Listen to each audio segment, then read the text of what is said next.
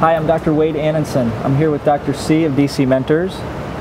Dr. C, you're obviously a partner in DC Mentors and come with an incredible background.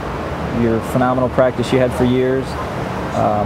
And the guidance you give clients is on sound principles financially and how to better position ourselves to create more freedom in our lives and really to have the balance that a successful business will have. Can you touch on one of the most immediate things you see as you evaluate and analyze different practices? Because you've obviously done hundreds and hundreds over the years, evaluating practices from a statistical standpoint, and there seems to be some themes that you see. Where, to start out, would you see chiropractors stumbling the most, without getting into so much technical analysis, but where we're often misled and you see something stick out like a sore thumb? Well, one of the things I guess, Dr. Anunson, I would comment on very simply is it's not always, the old adage says it's not always how much you make, but how much you keep.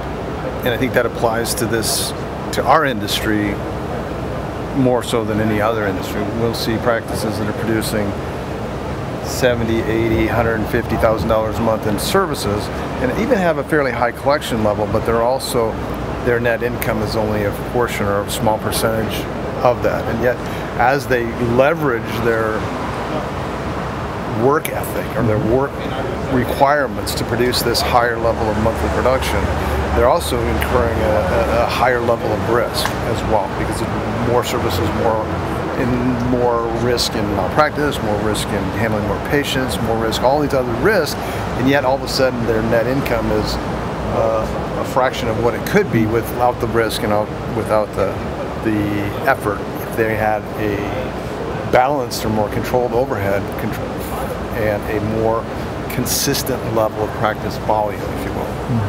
Okay. You're here today with us at Palmer. You've been a Northwestern graduate. You're here on Palmer's campus. You've been here before.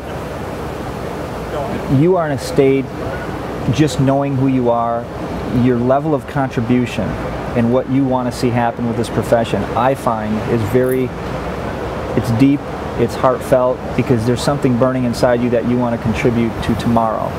One of the things that, and you're right, absolutely, and it's not that I have a strong loyalty to one campus more so than another campus. I think there's a huge benefit to having a strong campus and a strong education. And I think we also have to realize that our institution's job is to prepare us to be in practice, to be clinically sound doctors, make good decisions, and then add in the business acumen that it takes to be successful as well. And some of the schools are doing a much better job than some of the others in preparing the new students for that.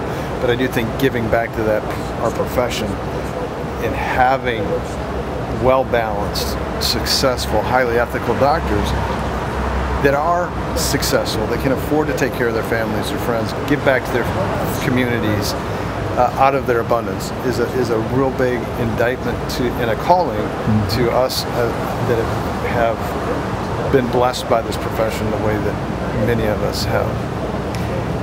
Being on campus, that said, with respect to campuses, the colleges, putting out the best students that they can put out, focusing on what they can focus on in that range of time, do you find, what is your vision, or what's your hope, I should say, what's your hope for what you're seeing in tomorrow in the students? And what was the feel you get when you interact with students on this level and of wherever they're at? I see a high degree, when I have an opportunity to be fortunate enough to interact with students, I see a high level of optimism, a great amount of hope and passion in these kids, but I also see seeds of doubt and insecurity that they're not sure if they're going to have what it takes to be successful in the real world. And I also think there's also an unrealistic expectation in a lot of the students that I've had an opportunity to meet, in that they think, hey, I got out of school, I got my degree, I'm going to hang up my shingle, and I'm going to be successful tomorrow or next week or next month. And they forget that one of the things that it takes to truly be successful, not only in our professional life, world, our business, our practice, but in life in general, we are never done being a student. We're always learning, and the more that we learn, the more we can develop as a person and become a better business person, a better doctor, a better husband, a better father, a better mother. That's truly the definition of being successful.